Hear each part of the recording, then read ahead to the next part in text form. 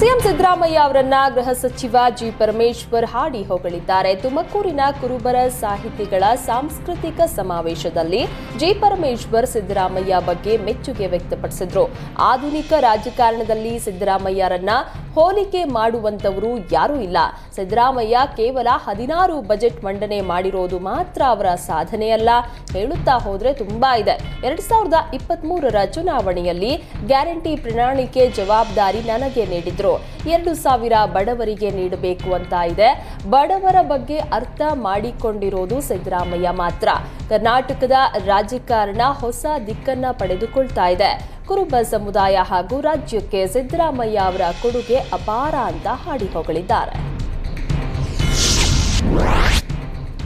ರಾಜ್ಯದಲ್ಲಿ ಜೋರಾಗಿರುವ ಜನಿವಾರ ಜಟಾಪಟಿ ಬಗ್ಗೆ ಸಚಿವ ಎಂಬಿ ಪಾಟೀಲ್ ಪ್ರತಿಕ್ರಿಯಿಸಿದ್ದಾರೆ. ಜನಿವಾರ ತೆಗೆಸಿರುವುದು ಅದು ಅವನ ವೈಯಕ್ತಿಕ ಮನೋಭಾವ. ಯಾರು ಮಾಡಿದ್ದಾರೋ ಅವರ ವಿರುದ್ಧ ಕಠಿಣ ಕ್ರಮ ಕೈಗೊಳ್ಳುತ್ತೇವೆ. ಒಂದು ಧರ್ಮ ಜಾತಿ ಭಾವನೆ ಧಕ್ಕೆ ಸರಿಯಲ್ಲ, ಇದು ಘೋರ ತಪ್ಪು.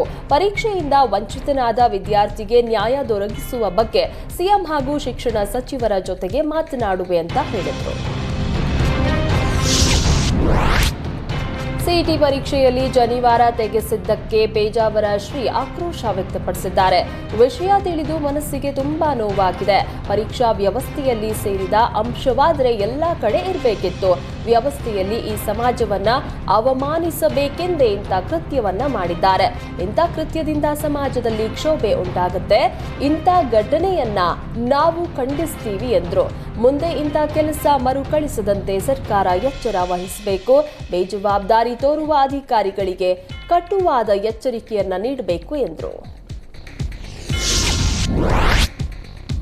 ರಾಜ್ಯದಲ್ಲಿ ಸಿಇಟಿ ಪರೀಕ್ಷೆಯಲ್ಲಿ ಜನಿವಾರ ತೆಗೆಸಿದ ಪ್ರಕರಣ ಸಂಬಂಧ ಬ್ರಾಹ್ಮಣ ಸಮುದಾಯ ರಸ್ತೆಗಿಳಿದು ಪ್ರತಿಭಟನೆ ನಡೆಸ್ತಾ ಇದೆ. ಘಟನೆ ಖಂಡಿಸಿ ಬ್ರಾಹ್ಮಣ ಅಭಿವೃದ್ಧಿ ಮಂಡಳಿ ಅಧ್ಯಕ್ಷ ಜಯಸಿಂಹ ಉನ್ನತ ಶಿಕ್ಷಣ ಸಚಿವ ಎಂಸಿ ಸುಧಾಕರ್ಗೆ ಪತ್ರ ಬರೆದಿದ್ದಾರೆ. ತಪ್ಪಿತಸ್ಥ ಅಧಿಕಾರಿಗಳನ್ನ ಸೇವೆಯಿಂದ ಅಮಾನತುಗೊಳಿಸಬೇಕು. ಪರೀಕ್ಷಾ ವಂಚಿತ ವಿದ್ಯಾರ್ಥಿಗಳಿಗೆ ಮರುಪರೀಕ್ಷೆ ಬರೆಯುವುದಕ್ಕೆ ಅವಕಾಶ ಕಲ್ಪಿಸುವಂತೆ ಪತ್ರದಲ್ಲಿ ಆಗ್ರಹಿಸಿದ್ದಾರೆ.